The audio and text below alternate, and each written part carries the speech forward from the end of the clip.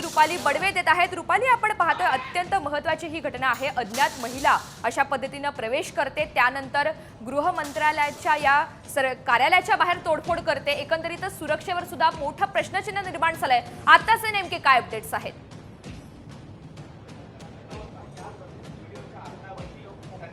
मी सध्या उपमुख्यमंत्री देवेंद्र फडणवीस यांच्या मंत्रालयातील कार्यालयाच्या बाहेर आहे आणि आपण पाहत आहोत की या ठिकाणी खरं तर उपमुख्यमंत्र्यांचं दालन आहे आणि याच दालनामध्ये काल एक महिला या ठिकाणी आली होती आणि तिने मंत्रालयाचं जे नाव होतं, जे तिथे जे मंत्र्यांचं नाव लिहिलेलं होतं त्या नावाच्या पाठीची तिने तोडफोड केलेली आहे आणि एकूणच ज्या ठिकाणी जे काही रोपट्यांच्या कुंड्या होत्या त्या देखील खरं तर तिने फेकून दिल्याचं पाहायला मिळतंय। मात्र या सगळ्या प्रकरणानंतर मंत्रालयातली सुरक्षा खरंच तेवढी कडक आहे का, तेवढी चोख सुव्यवस्था आहे का, अशा पद्धतीचा प्रश्नचिन्ह आता निर्माण होताना पाहायला मिळत आहे। कारण की थेट उपमुख्यमंत्र्यांच्या कार्यालयामध्ये अशा पद्धतीची खरं तर घटना घडलेली आहे। जी महिला मंत्रालयात आली होती त्या महिलेकडे कोणताही पास नव्हता। ती सचिव गेट जो आहे त्या गेटमधून तिने मंत्रालयात प्रवेश केल्याचं कळतं आहे।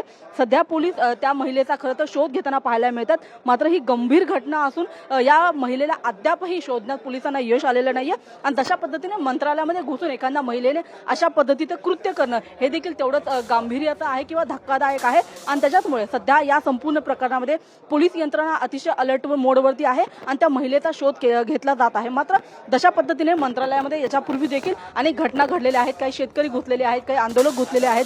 त्याच्यानंतर मंत्रालयाच्या प्रत्येक गेटवरती आपण जर बघितलं तर मोठी सुरक्षा व्यवस्था असते, पोलिसांचा मोठा फौजफाटा असतो। मात्र त्यानंतर सुद्धा अशा पद्धतीची घटना घडलेली आहे। आपण पाहत आहोत की हे जे केबिन आहे ते खरं तर उपमुख्यमंत्री देवेंद्र फडणवीस यांचं आहे। इथून सरळ आतमध्ये गेल्यानंतर खरं तर देवेंद्र फडणवीस यांचं कार्यालय लागतं आणि त्याच ठिकाणी कार्यालयाच्या बाहेर जी नावाची प्लेट होती त्या प्लेटची तोडफोड झालेली आहे। त्या ठिकाणी काही रोपटे ठेवलेली होती, त्याची देखील खरं तर तोडफोड झालेली आहे आणि त्याच्यामुळे ही संपूर्ण गंभीर घटना सध्या खरं तर जी घडली त्याच्यानंतर आता पोलीस खरं तर खडबडून जागे झालेले आहेत। मात्र एवढी घटना होईपर्यंत सुद्धा पोलीस काय करत होते किंवा अशा पद्धतीने कशी काय सुरक्षेमध्ये चूक झाली या संदर्भातले अनेक प्रश्नचिन्ह सध्या निर्माण होत आहेत। मात्र तरी सुद्धा महिलेचा शोध अद्यापही झालेला नाहीये। आपण बघतो की मंत्रालयाच्या परिसरामध्ये पोलिसांचा मोठा एक फौजफाटा असतो। सध्या कार्यालयाच्या बाहेर देखील पोलिसांचा बंदोबस्त पाहायला मिळत आहे।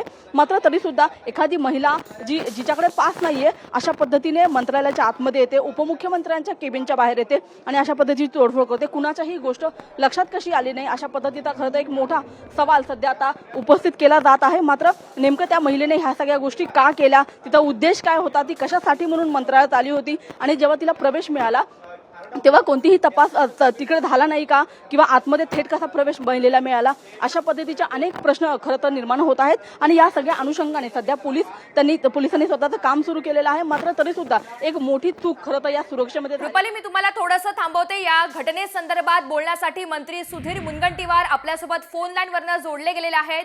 सुधीरजी, आपलं स्वागत आहे। अत्यंत गंभीर अशी ही घटना घडली आहे। एकंदरीत आपली या संदर्भात काय प्रतिक्रिया आहे? कारण विरोधक जोरदार टीका करतायत। नाही, विरोधकांनी टीका करण्याच्या ऐवजी पहिल्यांदा तर या घटनेमागे हात कोणाचा आहे ते तपासलं पाहिजे। हा काही टूर किटचा नरेटिव्हचा भाग आहे का, यामध्ये कोणी आहेत का, टीका करण्याचं कारण नाही। हा सर्वांच्या दृष्टीने सुरक्षेचा विषय महत्वाचा आहे। आपल्याला माहित आहे की शरद पवार साहेब कृषी मंत्री असताना त्यांच्यावर हात उगारला होता।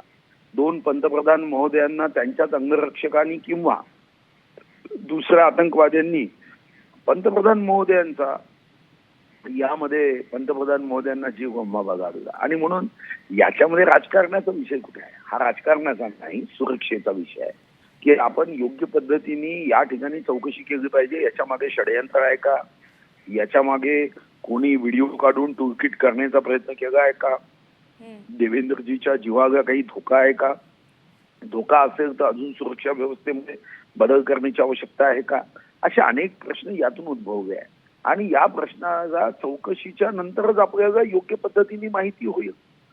आपण साधारणतः मंत्रालयामध्ये लोकांना त्रास होऊ नये म्हणून मागे जेव्हा आमदारांसोबत येणारे जे कोणी अभ्यागत होते त्यांना त्रास होऊ नये म्हणून आपण तिथं थोडे शिथिल करतो। लोकांच्या सेवेसाठी शिथिलता दिल्यानंतर असे प्रसंग होत असतील तर मग सर्वांनाच एकत्रित सुरक्षेचा विचार करावा लागेल। पोलीस यंत्रणा काम करेल, पण मला विरोधक याचेही भांडवल आणि राजकारण करते हे आश्चर्यजनक आहे। 2 पंतप्रधानांनी काँग्रेसच्या कार्यकाळामध्ये त्यांना जीव गमवावा लागला। भाजपने असं राजकारण नाही केलं, हे क्षुद्र राजकारण आहे। यामध्ये देवेंद्रजीची चिंता सर्वांनी करून त्यांना काय सुरक्षा देता येईल याची चौकशी करून योग्य निर्णय केला पाहिजे. मात्र सुधीरजी, गृहमंत्र्यांच्याच कार्यालयाबाहेर दालनाबाहेर अशा प्रकारची अशी गंभीर घटना घडते, त्यामुळे इतर मंत्र्यांच्या सुरक्षेचा प्रश्न सुद्धा कुठेतरी उद्भवतोय असं सध्या बोललं जात आहे.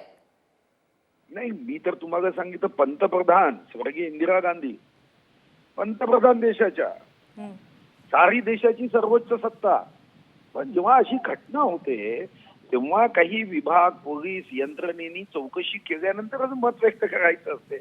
आता स्वर्गीय इंदिरा गांधींची हत्या त्यांच्याच बॉडीगार्डनी केली, त्यांच्याच बॉडीगार्डनी केली. शरद पवार कृषी मंत्री असताना त्यांना एकानी थप्पड मारली. त्यामुळे आपण जसं म्हणताय तपासातून इतर बाबी सुद्धा आता पुढे येणार आहेत. आभारी आहे आपल्या प्रतिक्रियेसाठी.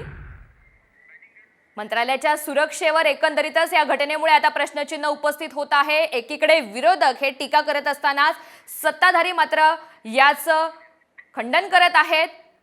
अशा पद्धतीनं टीका करणं योग्य नाही, या घटनेमध्ये राजकारण करणं योग्य नाही असं मंत्र्यांचं तसंच सत्तेमधील नेत्यांचं म्हणणं आहे.